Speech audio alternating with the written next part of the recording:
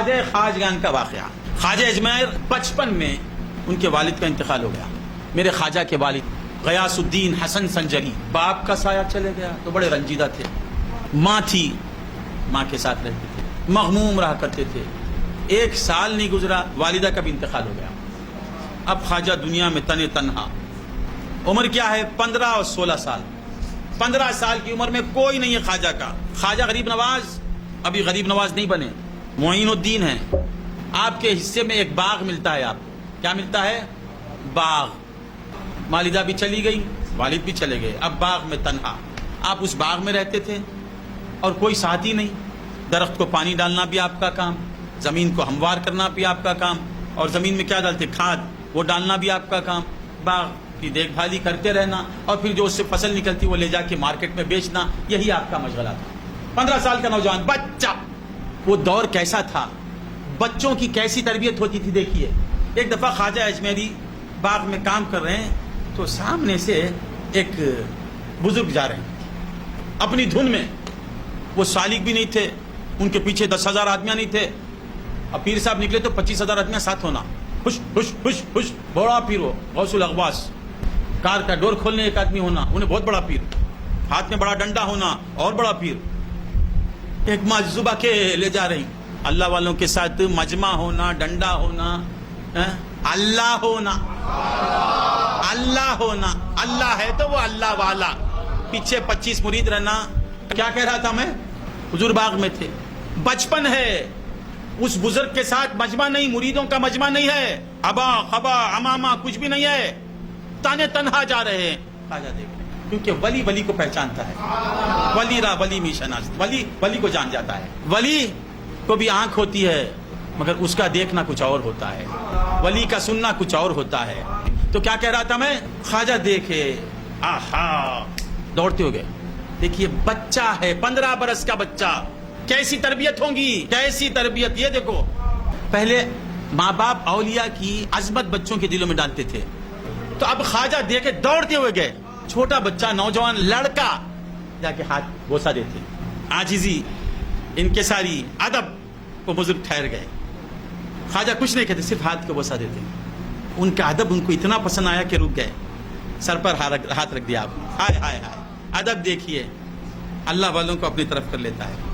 ارے اللہ والے تو اللہ کے کرم کو اپنی طرف کر لیتا ہے. جو ہی آپ نے بوسہ دیا، آپ ٹھہر. یہ کیسا بچہ، اتنا چھوٹا. مجھے دعا کر دیا آپ نے، ہو گیا نا کم.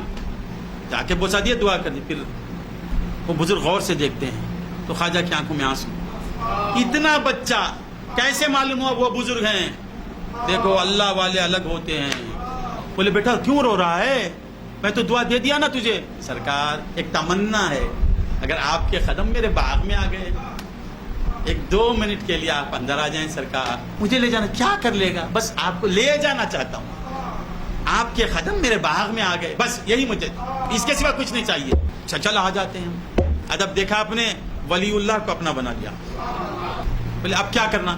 1-2 منٹ بیٹھ جائیے سرکار. ٹھیک ہے بابا، بیٹھ گیا. سرکار میں کچھ خدمت کرنا چاہتا ہوں. کیا کرنا چاہتا ہے؟ میرے درختوں میں سے کچھ پھل ہیں، وہ کھلانا چاہتا ہوں. چل لا کھا لیتا ہوں.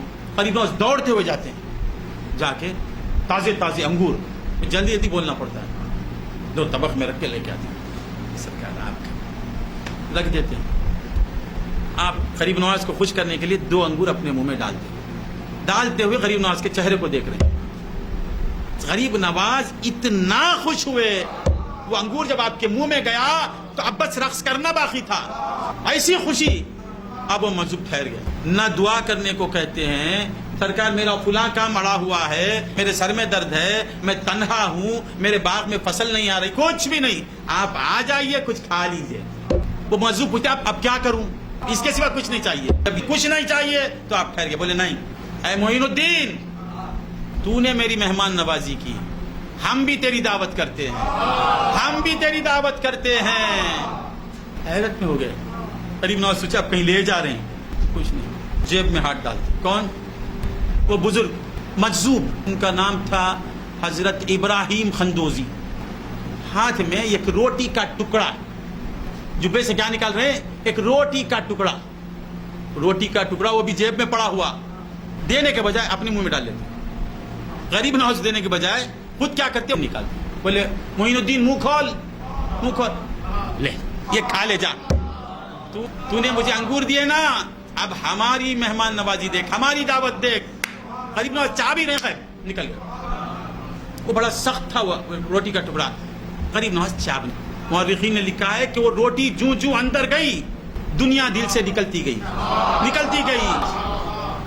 باغ میں کچھ اور نظر آ رہا ہے درختوں میں کچھ اور نظر آ رہا ہے دل کی طرف دیکھتے ہیں کوئی نہیں ہے ما سوی اللہ ختم اللہ ہی اللہ اب غریب نواز بے قابو ہو جاتے ہیں کہتے ہیں کہ اے روٹی کے ٹکڑے دینے والے یہ آگ لگانے والے اب میں کہاں جاؤں اب مجھے کچھ نہیں چاہیے مجھے اللہ چاہیے یہ آگ لگانے والے دیکھ رہے ہیں غیب اسی وقت غریب نواز لوگوں کو بلاتے ہیں آؤ یہ باغ لے لو جاؤ پورا باغ لٹا دیتے ہیں اور نکلے تو معلوم کیا ہوا اس لڑکے کا ادب صرف روٹی گئی دنیا نکلی اللہم سخر الدنیا بأعیننا ہم بولتے ہی رہتے ہیں زبان سے بولتے ہیں سخر الدنیا بأعیننا دل میں نہیں دل میں دنیا دے اللہ اور بڑھا دنیا اللہ بڑھا دنیا یہاں بولتے ہیں دنیا کو چھوٹی کر آنکھوں میں چھوٹی کر گھر میں بڑھا دے ہماری دعا اللہ والوں کی شان ہی الگ تو بندگان خدا غریب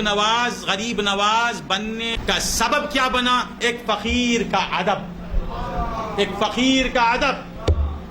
ان کو غریب نواز بنا دیا اور فقیر جب خوش ہوتا ہے تو کیا دیتا ہے اللہ کی محبت کو دے دیتا ہے